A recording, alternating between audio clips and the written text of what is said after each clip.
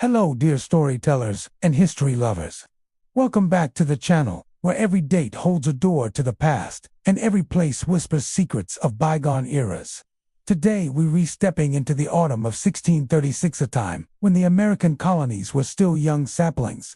In a vast wilderness, and we follow the quiet birth of an idea that would grow into one of the world's most enduring institutions, Harvard University. So grab your favorite warm drink, settle in, and let's journey together through cobblestone dreams and candlelit classrooms, where faith, knowledge, and ambition first took root on American soil.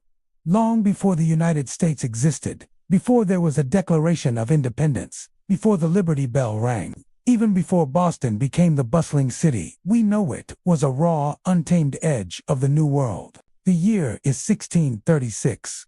English settlers, mostly Puritans fleeing religious persecution in Europe, have established a cluster of villages along the Massachusetts Bay.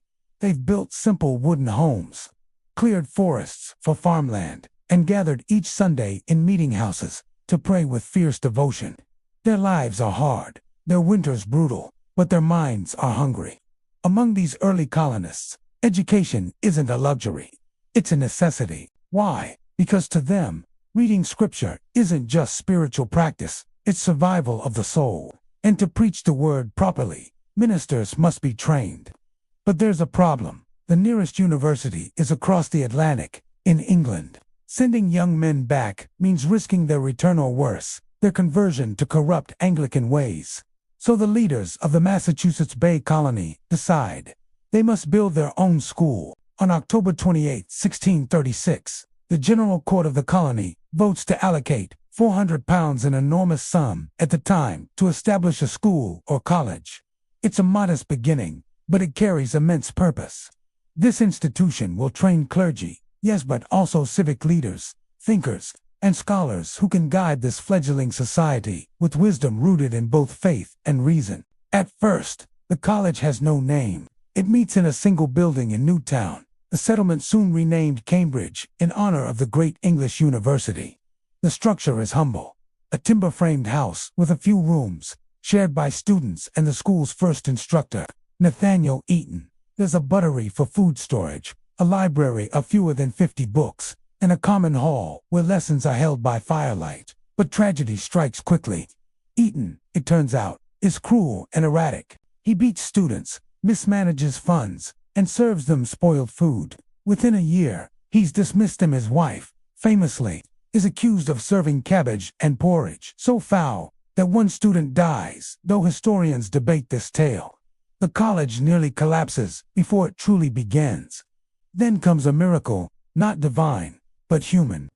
In 1638, a young minister named John Harvard passes away from tuberculosis at just 31 years old. He leaves behind a grieving widow and a remarkable gift to the struggling school: half his estate and his entire library of about 400 books. It's an act of profound generosity, born of belief in the college's mission. In gratitude, the General Court votes in 1639 to rename the institution Harvard College. John Harvard never taught a class or laid a brick, but his legacy becomes the cornerstone. His books form the nucleus of what will one day be one of the world's greatest libraries. His name echoes through centuries, not because he sought fame, but because he gave quietly to something larger than himself. Life at early Harvard is austere.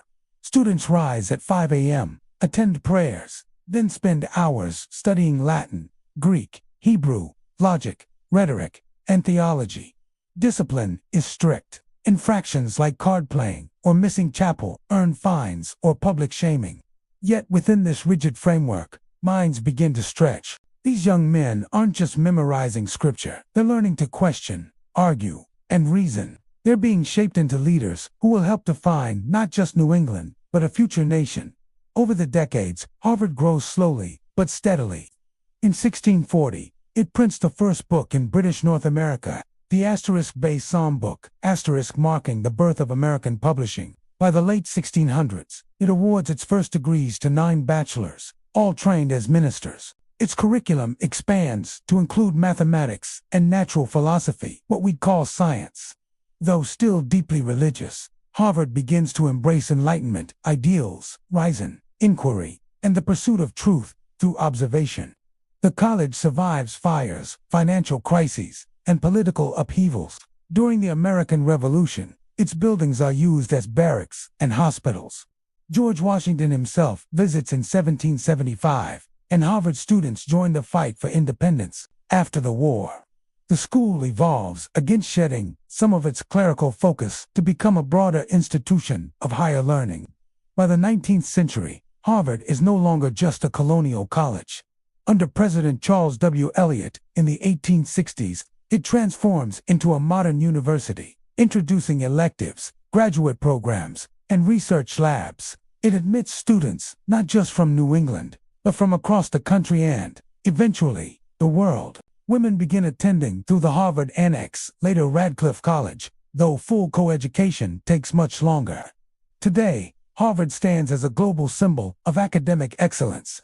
Its crimson banners fly over libraries, holding over 20 million volumes, laboratories pioneering medical breakthroughs, and lecture halls where future presidents, Nobel laureates, and poets once sat nervously on their first day. But if you walk through Harvard Yard on a quiet morning past the statue of John Harvard, ironically, not even a likeness of him, since no portraits survive, you can still feel the echo of 1636. The same air that carried Puritan prayers now carries debates about artificial intelligence, climate change, and justice. Yet the core mission remains: to seek knowledge, to challenge assumptions, and to prepare individuals to serve the world. What began as a desperate effort to keep young ministers from straying has become a beacon of intellectual freedom. The founders could never have imagined today as Harvard did. They planted the seed with clear eyes and steady hands. They believed that in the wilderness of a new land, ideas mattered more than ever. And perhaps that's the real story of 1636, not just the founding of a university, but the founding of a belief that education is the bedrock of a free and thoughtful society, that even in uncertainty, investing in minds is the surest path forward.